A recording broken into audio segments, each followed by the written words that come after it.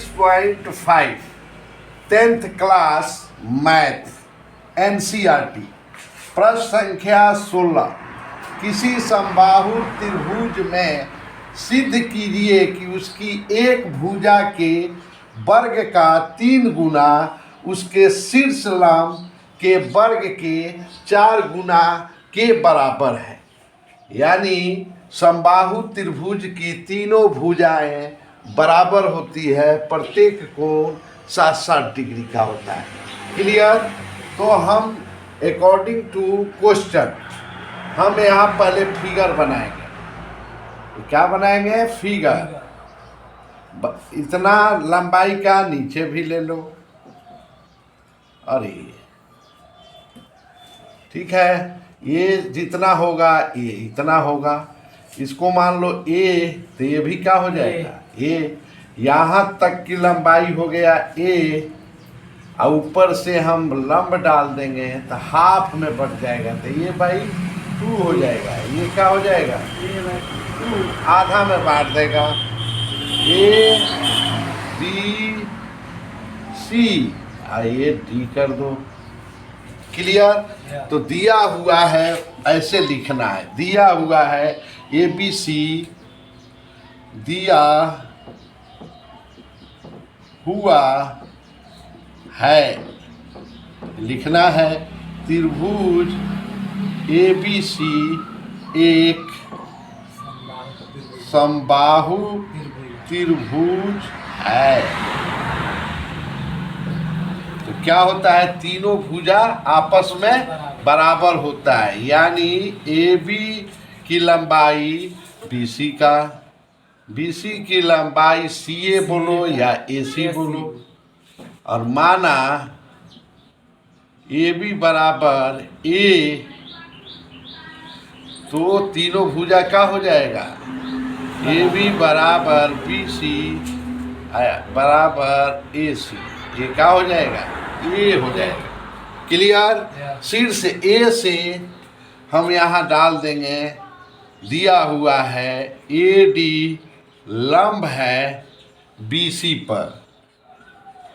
तो क्या करता है? लंब जब होता है तो इसको नीचे वाले को, आधार को 2 भाग में बांट देता है। जब यहाँ तक बी सी कितना है? ये है, तो बी डी जोड़ डी सी, तो ये बी डी कितना हो जाएगा? ए बाई 2, और डी सी भी ए बाई 2, यानी डी बराबर बी सी। क्लियर? ये त्रिभुज या ये त्रिभुज, कोई एक त्रिभुज को ले लो, क्या करो? रंग दो। क्या करो? रंग दो। यहाँ पर दिया हुआ है, ये हो गया। अब यहाँ हम लिखेंगे, क्या लिखेंगे भाई? तो ये 90 डिग्री हो गया। कोण डी क्या हो गया? 90 डिग्री। क्लियर? अब हम एक त्रिभुज ले लेंगे। क्या ले लेंगे भाई? ए डी बी, चाहे त्रिभुज ए बी डी में डी 90 डिग्री। लिख दो त्रिभुज ए बी डी में कोण डी 90 डिग्री। तो इसके सामने की भुजा क्या कहलाती है? कर्ण कहलाती है। बड़ी भुजा को हम क्या कहते हैं? कर्ण। ये क्या हो गया? लंब। ये क्या हो गया? लंब, यानी ऊंचाई। क्लियर? ये हो गया आधार। क्लियर? तो हम क्या जानते हैं? बोलो, बाई पी टी, यानी पाइथागोरस थ्योरम से क्या हम जानते हैं भाई? हमें निकालना है हाइट। तो पहले हमें साबित करना है, उसको लिख दो एक साइड में, साबित करें। क्या करना है साबित? तो कह रहा है कि एक भुजा के वर्ग का 3 गुना, कोई एक भुजा ले लो। क्या ले लो? ए चाहे ए, तो ये भी एक भुजा ले लिया। ठीक है, तो क्या हो गया? 3 गुना, और 1 साइड लिख दो का स्क्वायर बराबर क्या कह रहा है? शीर्ष लंब के वर्ग के शीर्ष लंब AD है 4 गुना है। क्या है? इसको बोलेंगे एल्टीट्यूड, ऊंचाई बोलते हैं। क्या बोलते हैं? 4 गुने ऊंचाई का क्लियर। अब यहाँ पर आ जाइए, हमें लंब बराबर क्या होता है? Root under. क्या होता है? लंब बराबर डायरेक्ट लिख देंगे रूट अंडर कर्ण स्क्वायर माइनस आधार स्क्वायर। यहाँ देखो लंब क्या है? AD है, AD लिख दो। कर्ण क्या है? AB square minus BD square. अब यहाँ पुट करो, AB का मान क्या है? A है, रूट ले लेंगे, सॉरी हम ले लेंगे डायरेक्ट। क्या ले लेंगे? डायरेक्ट लंब स्क्वायर बराबर कर्ण स्क्वायर माइनस आधार स्क्वायर। लंब कितना है? AB है, AB स्क्वायर कर्ण लंब कितना है? AD ना, AB कितना है? कर्ण हो गया। अब BD क्या है? आधार। बैठा दो। AD हमें निकालना है, स्क्वायर है ना AD, देख रहे हो ना। ये क्या है? AB A square, A by 2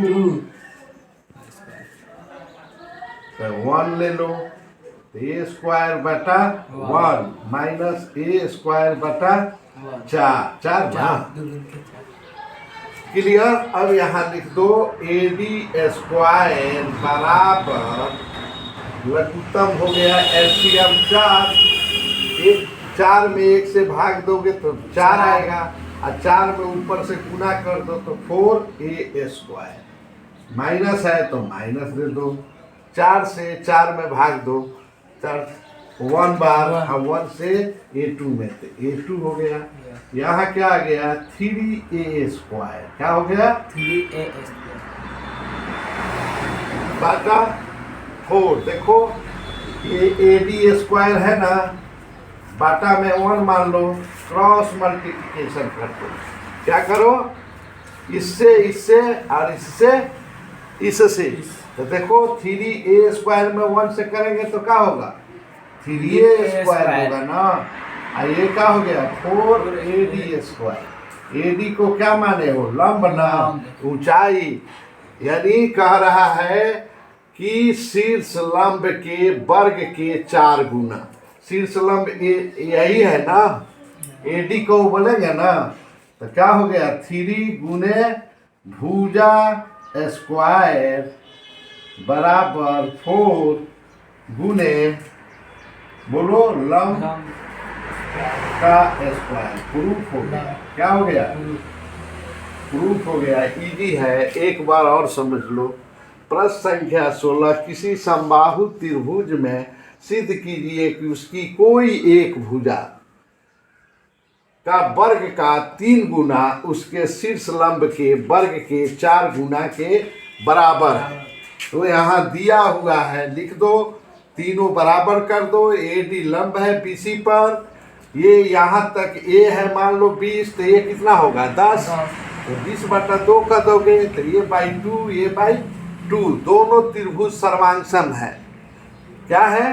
दोनों त्रिभुज सर्वांगसम। रख दोगे तो क्या हो जाएगा? सर्वांगसम हो जाएगा ना, समरूप नहीं।